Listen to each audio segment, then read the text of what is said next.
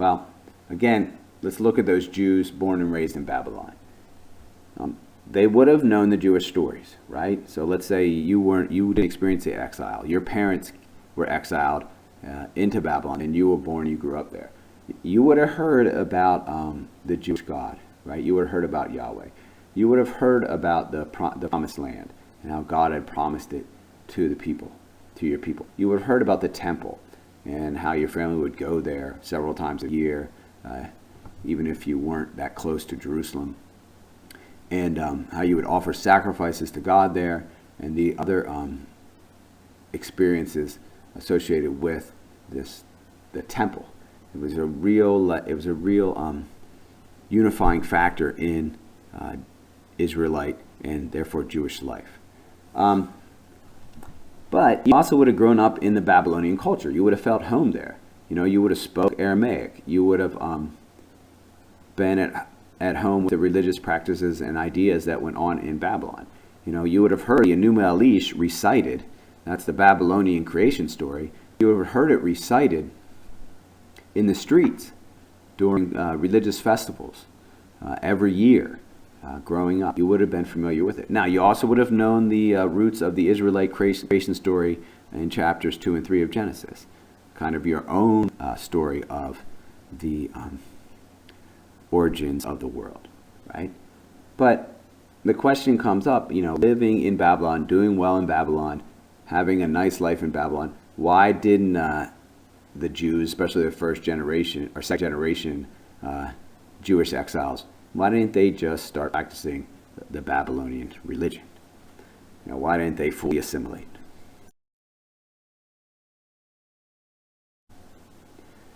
Well, there were some specific efforts made by the priests and scribes within the Jewish community that helped to keep Jews Jewish.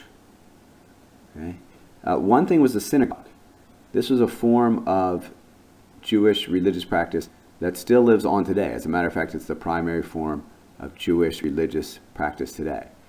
And the synagogue was a place. The priests and the scribes would set aside a place where people would come together to study the Torah, to talk about God, and to engage in other Jewish religious and cultural activities.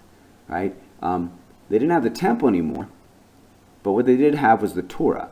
So they would say prayers from the Torah, and they would also come together to study the Torah. Right? That was another function of the synagogues. They also started to resurrect and reinstitute some old teachings that really weren't followed that strictly in Judah before the exile. Right? These were signs that showed that the Israelites were God's chosen people. It showed their identity in an outward way, and that was the kosher food laws. Before the exile, it doesn't seem that most Israelites, or in this case, Jews, were following the kosher laws very strictly. It didn't really seem like a big deal. But during the exile, it suddenly becomes a huge deal. They really focus in on it. And people there, and the priests and the scribes are calling people to follow these kosher laws strictly, and they become a real part of Jewish life. Now, this then has the effect of Jews enclaving even more. It kind of brings the Jews together because, hey, if you can only eat certain foods and then you're all eating different foods from the rest of the people, you don't want to go eat with the other people because they might have unclean foods. What are you going to do? You're going to live and eat with each other. So it serves in a way, a similar way, to the way that not using electricity helps to preserve the Amish culture.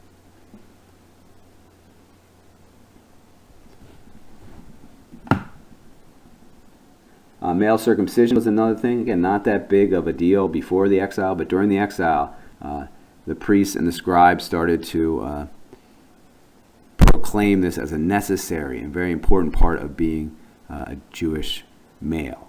So it really started to be more of a universal practice among the Jews. And finally, the Sabbath. The Sabbath was an exile era development. So the priests and the scribes started encouraging people to rest on the Sabbath. Don't work all day, every day, all week. Take one day a week, set it aside to read about God, to learn about God, to study the Torah, to meet together with other Jews and pray together and focus together and eat together and do other things as a Jewish community.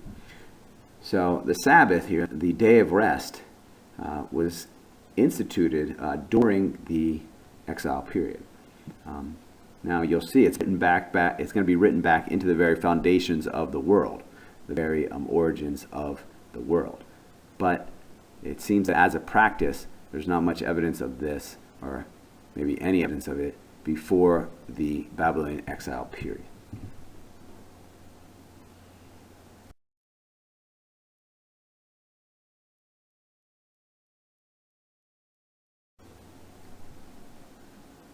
So the priests and the scribes did a lot of writing during the exile too.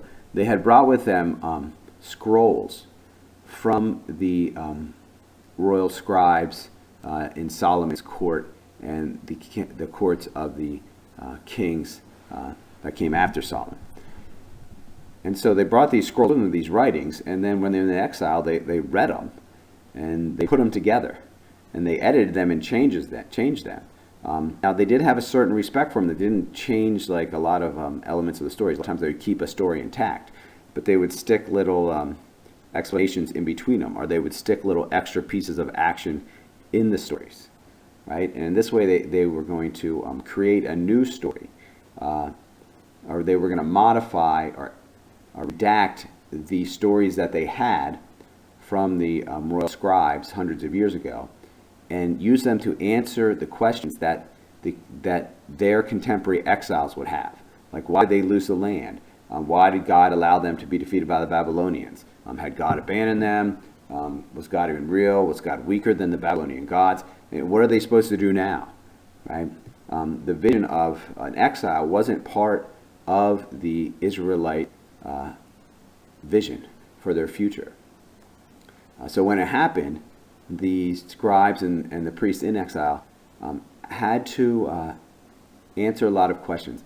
And they had to re-envision what it meant to be an Israelite under these new conditions.